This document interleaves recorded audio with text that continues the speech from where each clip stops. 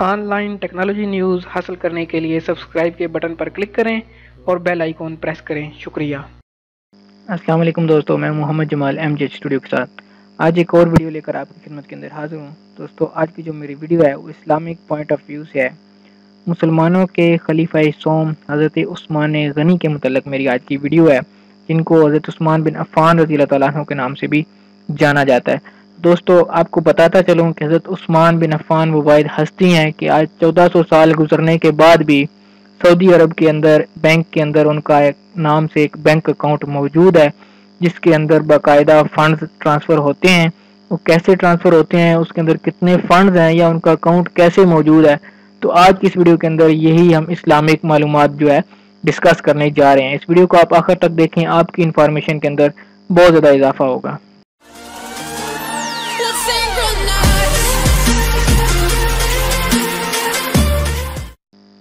جی تو دوستو، کیا آپ کو معلوم ہے کہ سعودی عرب کے ایک بینک میں خلیفہ سوم حضرت عثمان بن عفان رضی اللہ تعالیٰ عنہ کا آج بھی کرنٹ اکاؤنٹ موجود ہے؟ یہ جان کر آپ کو حیرت ہوگی کہ مدینہ منورہ کی میونسپلٹی میں سیدنا عثمان بن عفان رضی اللہ تعالیٰ عنہ کے نام پر باقاعدہ جائیداد رجسٹرڈ ہے، اور آج بھی حضرت عثمان کے نام پر بجلی اور پانی کا بل آتا ہے۔ نبوت کے 13ویں سال میں جب مسلمان ہجرت کر کے مدینہ منورہ پہنچے تو وہاں پینے کے پانی کی بہت زیادہ قلت تھی۔ مدینہ منورہ میں ایک یہودی کا کنواں تھا جو مسلمانوں کو پانی مہنگے داموں فروخت کرتا۔ اس کنویں کا نام بیر روما تھا، یعنی روما کا کنواں۔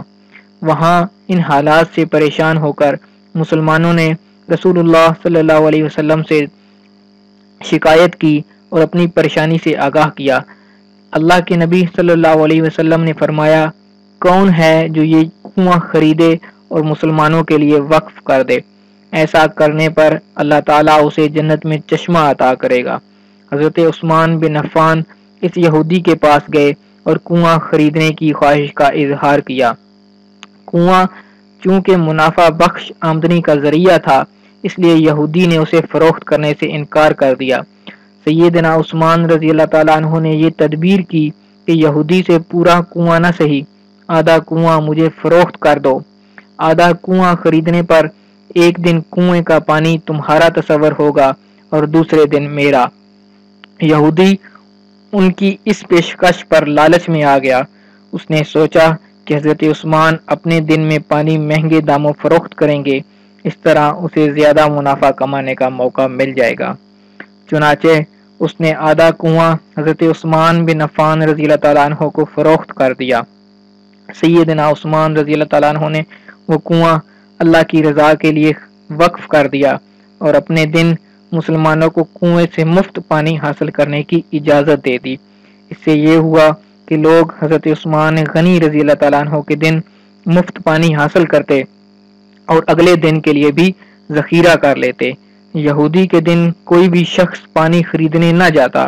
یہودی نے دیکھا کہ اس کی تجارت ماند پڑ گئی ہے تو اس نے حضرت عثمان سے باقی آدھا کنواں بھی خریدنے کی پیشکش کر دی۔ اس پر حضرت عثمان راضی ہو گئے اور کم و بیش 35,000 درہم میں پورا کنواں خرید کر مسلمانوں کے لیے وقف کر دیا۔ اس دوران ایک مالدار آدمی نے حضرت عثمان غنی رضی اللہ تعالیٰ عنہ کو کنواں دوگنا قیمت پر خریدنے کی پیشکش کی۔ حضرت عثمان نے فرمایا کہ مجھے اس سے کہیں زیادہ کی پیشکش ہے۔ اس شخص نے کہا، میں 3 گنا دوں گا۔ حضرت عثمان نے فرمایا، مجھے اس سے بھی کئی گنا زیادہ کی پیشکش ہے۔ اس آدمی نے کہا، میں 4 گنا دینے کے لیے تیار ہوں۔ حضرت عثمان نے فرمایا، مجھے اس سے بھی کہیں زیادہ کی پیشکش ہے۔ اس طرح وہ شخص رقم بڑھاتا گیا اور حضرت عثمان اسے ہر بار یہی جواب دیتے رہے، یہاں تک کہ اس آدمی نے کہا، حضرت آخر کون ہے جو آپ کو 10 گنا دینے کی پیشکش کر رہا ہے؟ سیدنا عثمان رضی اللہ تعالیٰ عنہ نے فرمایا کہ میرا رب مجھے ایک نیکی پر 10 گنا اجر دینے کی پیشکش کرتا ہے۔ وقت گزرتا گیا اور یہ کنواں مسلمانوں کو سیراب کرتا رہا، یہاں تک کہ حضرت عثمان غنی رضی اللہ تعالیٰ عنہ کے دور خلافت میں اس کنویں کے ارد گرد کھجوروں کا ایک باغ بن گیا اور اسی دور میں ہی اس باغ کی دیکھ بھال ہوئی۔ بعد ازاں آل سعود کے عہد میں اس باغ میں کھجور کے درختوں کی تعداد تقریباً 1550 ہو گئی۔ حکومت وقت نے اس باغ کے گرد 4 دیواری بنوائی اور یہ جگہ میونسپلٹی میں حضرت عثمان بن عفان رضی اللہ تعالیٰ عنہ کے نام پر رجسٹرڈ کر دی۔ وزارت زراعت یہاں کی کھجوریں بازار میں فروخت کرتی اور اس سے حاصل ہونے والی آمدنی سیدنا عثمان بن عفان رضی اللہ تعالیٰ عنہ کے نام پر بینک میں جمع کرواتی رہی۔